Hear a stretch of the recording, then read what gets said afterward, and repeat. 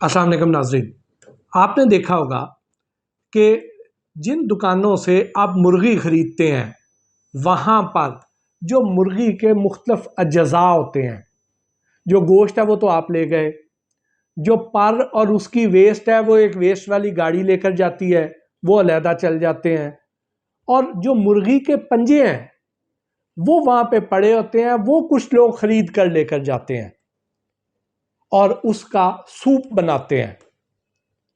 तो क्या ये जो मुर्गी के पंजों का सूप है, क्या ये हमारे लिए सेहत बख्श है या नुकसानदेह है?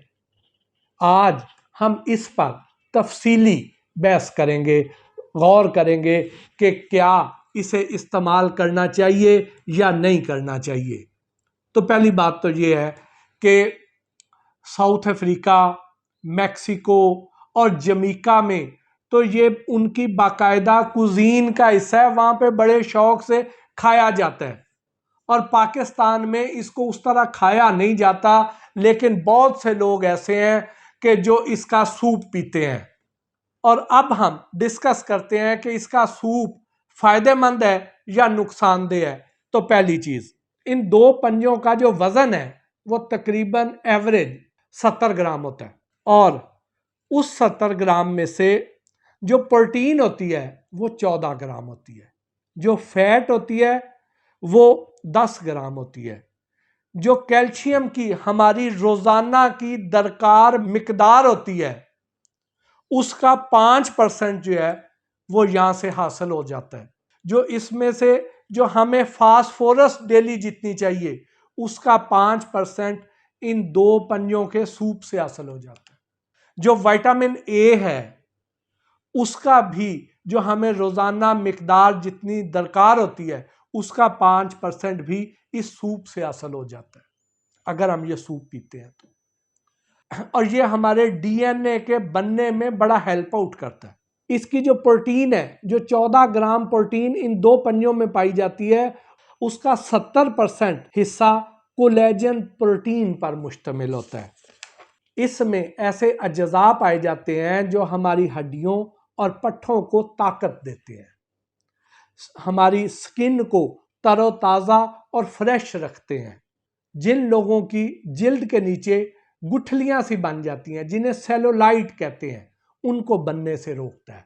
हमारे चेहरे पर जो एज फैक्टर की वजह से जो झुर्रियां बनना शुरू हो जाती हैं उनको स्लो कर देता है। यूवी रेडिएशंस से बचाव में बड़ा मददगार होता है। जो हम धूप में निकलते हैं और हमारे चेहरे पर जो धूप पड़ती है, जो स्किन डैमेज होती है, जो उससे झुर्रियां पड़ती हैं, जो उससे जो छाइयाँ पड़ती हैं, उससे बचाव में बड़ा मददगार साबित होता है। जोड़ों के दर्द को कम करता है। जो लोग जोड़ों के दर्द का शिकार है उनके लिए तो बहुत ही कीमती है ये। हमारे जो टिश्यूज़ की जो तोड़ फोड़ का अमल है उसको भी ख़त्म करने में, रोकने में, स्लो करने में बड़ा मुआवन साबित होता है। ख़ास तौर पर जो ख़वातीन हैं उनमें आर्थराइटिस के ख़तरात को बहुत कम करता है। हमारे घुटने पर मौजूद जो मुड़कनी हड्डी है, कार्टिलेज बोन जिसे कहते हैं, उसको रिपेयर करता है।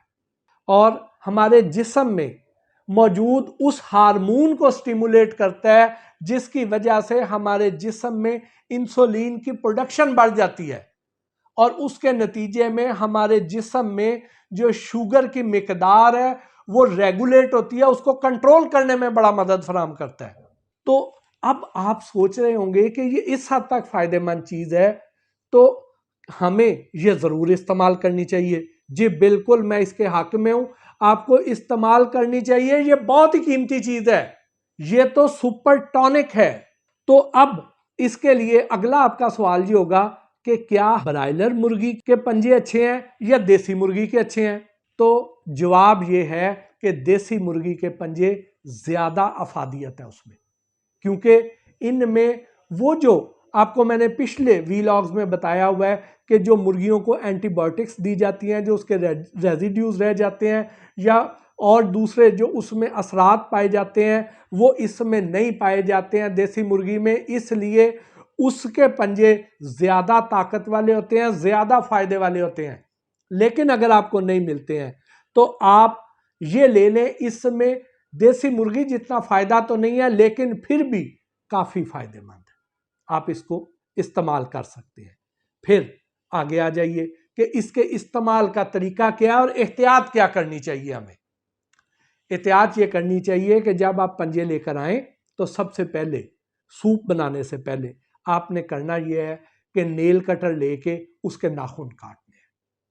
جب آپ ناخن کاٹیں اس کے بعد اس کو اچھی طرح دھوئیں تاکہ اس میں جو مرغی کا فضلہ ہے، جو بیٹھے ہیں، اس کے اثرات، اس کے بیکٹیریا وغیرہ سارے اس سے ختم ہو جائیں.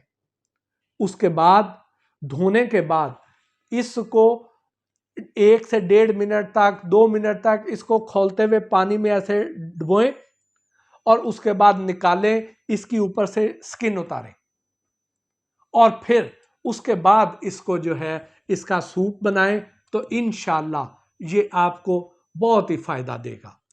اس کے ساتھ ہی آج کے اس ویلاگ سے اپنے میزبان محسن بھٹی کو اجازت دیجیے. اللہ نگہبان.